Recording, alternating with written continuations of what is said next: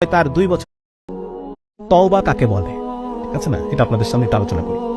তওবাটা হচ্ছে একটা গল্প বলি আপনাদেরকে, যে একজন মা, গ্রামের দিকে আপনারা জানেন যে অনেক সময় শীতের শেষে, যখন শীত শেষ হয়ে গেল, এরপরে যত চাদর কাঁথা এগুলো সব গরম পানিতে জাল দিয়ে শুকিয়ে ভাঁজ করে তুলে রাখা হয় পরের বছর শীতের জন্য, ঠিক আছে।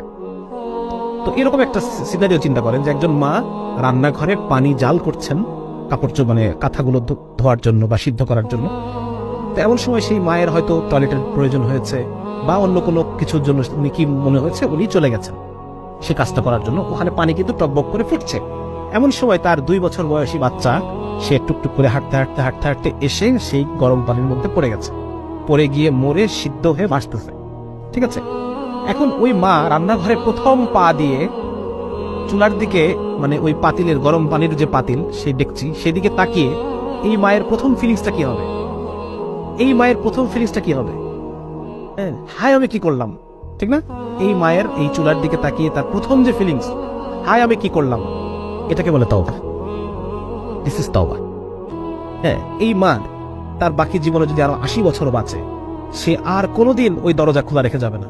আল্লাহ তাআলা যদি এরপর তাকে আরো 100 সন্তানও দেন, ওই 100 সন্তানের ক্ষেত্রে সে আর কোনোদিন দরজা খোলা রেখে, গরম পানি চুলায় রেখে, রান্নাঘরের দরজা খুলে রেখে সে আর কখনো সেখান থেকে বের হবে না, হবে না। তাহলে এই যে অনুভূতি, হায় আমি কি করলাম, হায় আমি কি করলাম, হায় আমি কি করলাম, এই অনুভূতিটাকে বলে তওবা। এবং এই কাজ আমি আর জীবনে কখনো করবো না, ঠিক আছে না, এটা হচ্ছে তওবা।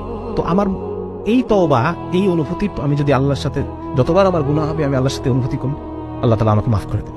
এবং আলেমরাই কথা বলেন যে বান্দার মধ্যে এই তওবার অভ্যাস আছে, আল্লাহ তাআলা একটা সময় তাকে গুনাহ ছাড়িয়ে দেবেন ইনশাআল্লাহ।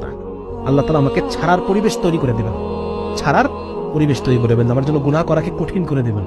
আমরা দোয়া করবো আল্লাহর কাছে, আল্লাহ আপনি আমার জন্য নেক আমল করাকে সহজ করে দেন, গুনাহ করাকে আমার জন্য কঠিন করে দেন, যেন আমি গুনাহ করতে পারি।